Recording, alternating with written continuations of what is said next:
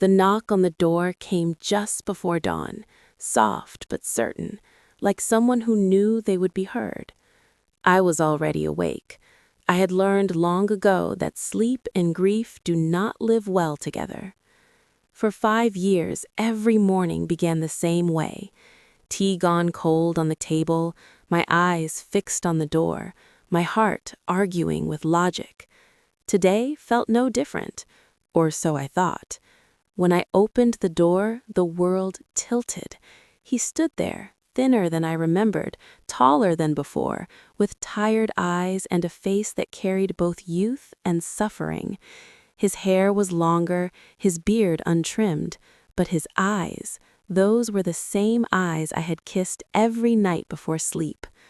"Ma," he said softly. The cup slipped from my hand and shattered on the floor. I didn't notice. I couldn't breathe. My knees weakened, and for a moment I thought I might faint. 5 years of mourning screamed inside my chest. "My son," was all I could whisper. I touched his face, trembling, afraid he would vanish like a dream. My hands felt real skin, warm and alive. He was not a ghost. He was not a memory. He was my son. I pulled him into my arms, and for the first time in years, I cried without shame. My tears soaked his shoulder as if my heart had been waiting for this moment to finally break open. Everyone said I was foolish to hope. They told me to accept his death when the army declared him missing and presumed dead. The war had swallowed thousands. Bodies were buried without names. Stories ended without goodbyes. But a mother knows. I kept his room untouched. His books still waited on the shelf. His favorite jacket hung behind the door. I spoke to his photograph every night, telling him about my day, about the mango tree outside, about how the neighbor's child learned to walk. I believed he would come back. And now, here he was. We sat on the floor of the small living room, sunlight slowly filling the space. I made tea with shaking hands. He watched me quietly, as if afraid to interrupt the moment. "You're home," I said, as if saying it enough times would make it permanent. "I'm home," he replied. After a long silence, he spoke. I didn't know if I ever would be. He told me his story in pieces, like broken glass that still cuts when you touch it. During the war, his unit had been ambushed. He was injured and taken captive. Months turned into years inside a camp where days had no names. "I tried to escape twice," he said, staring at the floor. "The second time, I almost died." There were scars on his arms I hadn't seen before. Some wounds were visible, others lived behind his eyes. "I thought you were gone," I whispered. "They told me—" "I know," he said gently. "I thought you were too." That hurt more than I expected. We grieved together for the lost years, for birthdays missed, for unanswered prayers, for nights when hope was the only thing that kept us alive. The village reacted as if a miracle had occurred. People came with sweets, disbelief written on their faces.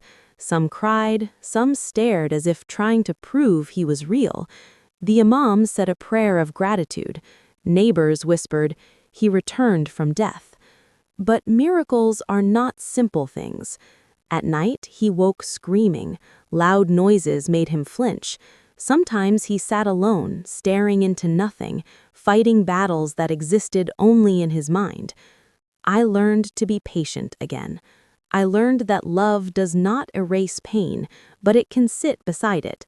One evening, as we watched the sunset, he asked, "Did you ever stop waiting for me?" I smiled through tears. "Never." He nodded slowly. "That's why I came back." I didn't ask what he meant. Some truths don't need explanation. Months passed. Slowly, he began to heal. He helped in the garden, laughed at old jokes, repaired things around the house. Life did not return to what it was, but it grew into something new. One day, he brought me a small wooden box. "I made this," he said. Inside was a simple carving, a woman standing by a door, looking outward. "That's you," he said. I held it to my chest. "My son," I whispered, "you came back to life." He shook his head. "No, Ma, I came back to you." And in that moment, I understood something profound. Hope is not foolish. Love is never wasted. And sometimes, even after the longest night, the door still opens. My son came back, and with him, so did my heart. Life after his return was quieter than the miracle itself. Once the visitors stopped coming and the excitement faded, it was just the two of us again, mother and son, learning how to exist together after 5 stolen years. The house felt different now, fuller yet fragile, like a glass vessel repaired with invisible cracks. Every morning, I watched him carefully. He woke early, often before the call to prayer, sitting by the window as if listening for something only he could hear. Sometimes he smiled at the birds. Other times, his face hardened, his jaw tight, his eyes distant. "Did you sleep?" I would ask. He always answered the same way. "Enough." But a mother knows when a child is lying, not to deceive, but to protect. One afternoon, while folding his clothes, I noticed how few he owned. 2 shirts, 1 jacket, worn shoes. My heart twisted. This grown man, who once complained about wearing the same shirt twice, now carried the habits of survival. That night, I cooked his favorite meal, rice, lentils, and fried fish. He ate slowly, savoring each bite. "I dreamed about this food," he said softly. "In the camp." I froze. Dreamed? Yes. When hunger was unbearable, I imagined sitting here, with you, eating. I turned away so he wouldn't see my tears fall into the pot. The village expected him to be strong, a hero, a survivor. But survival leaves shadows. One evening, a motorcycle backfired outside the house. The sound exploded through the air. In an instant, he was on the floor, hands over his head, breathing hard, eyes wide with terror. I rushed to him, holding his face. "You're safe. You're home." It took several minutes before his body stopped shaking. "I'm sorry," he whispered, ashamed. I pulled him into my arms. "You never have to apologize for staying alive." From that day on, I stopped pretending everything was normal. I stopped saying, "It's over now," because for him, it wasn't. Healing doesn't happen on a calendar. One day, he surprised me. "Ma," he said, "I want to work again." My heart jumped. "Are you sure?" "I don't want to just exist. I want to live." He started helping a local carpenter, his hands slowly remembering creation instead of destruction. The smell of wood followed him home. With every table he helped build, something inside him seemed to settle. Yet there were moments when the past knocked harder than the future. One afternoon, a government officer came to verify his return. Papers were spread across the table, dates, names, questions. "Where were you held?" He went silent. His fingers clenched, his breathing changed. I stepped in. "He doesn't need to answer everything today."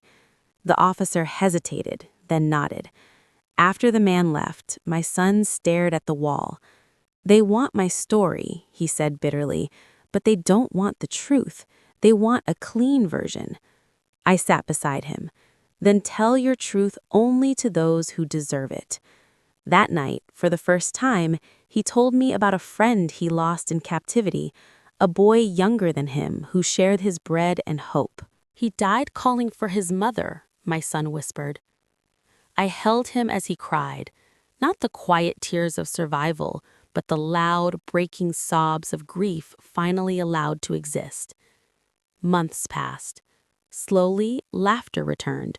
Not forced, not loud, but real. He teased me about my cooking again. I scolded him for leaving tools everywhere. We argued about small things, like normal people do. One evening, as we sat under the mango tree, he asked, "What kept you going, Ma, when everyone said I was dead?" I looked at the sky, now painted with stars. "Love," I said simply, "and faith. Not faith that you were alive, but faith that my love would reach you wherever you were." He was quiet for a long time. "I felt it," he finally said. "There were nights I wanted to give up, but something always pulled me back." He smiled gently. "Now I know what it was." I reached for his hand. It was steady, strong. He had not returned as the boy who left. He returned as someone rebuilt from pain, patience, and love. And I realized something important. My son didn't just come back from war. He came back from the edge of losing himself. And this time, he wasn't walking alone. Time did what it always does. It moved forward, whether we were ready or not. A year passed after my son's return. The house no longer felt fragile. It felt lived in again. The walls had heard laughter, arguments, silence, and healing. They had learned our new rhythm.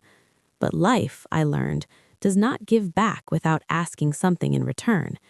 One evening, my son came home unusually quiet. He washed his hands, sat at the table, and stared at his plate without touching it. "Something happened?" I asked. He nodded slowly. "They offered me a job." My heart lifted. "That's good news." "Yes," he said, "but it's in the city, far from here." The words settled between us like heavy dust. "How far?" I asked, though I already feared the answer. "4 hours away." I forced a smile. "You should go." He looked at me sharply. "You waited 5 years for me. How can I leave you now?" I reached across the table and held his hand. "A mother doesn't raise a child to keep him," I said gently. "She raises him to let him go." That night, I lay awake, staring at the ceiling, fighting the same fear I had lived with for years, the fear of absence. But this time was different. This time, he wasn't being taken away, he was choosing to live. A week before he left, he visited the graveyard.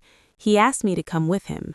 We stood before a nameless grave, a marker for soldiers who never returned. He placed flowers there and whispered a prayer. "For those who didn't come back," he said, "and for the mothers still waiting." I felt my chest tighten. "You survived," I told him softly. "You don't need to apologize for that." He shook his head. "Survival gives responsibility." On the morning he left, I packed his bag carefully. Extra clothes, homemade food, a small Quran he used to read as a child. At the door, he hesitated. "I'm afraid," he admitted. "Not of leaving, of failing." I touched his face the same way I did when he was small. "You already won," I said. "You came back." He hugged me tightly.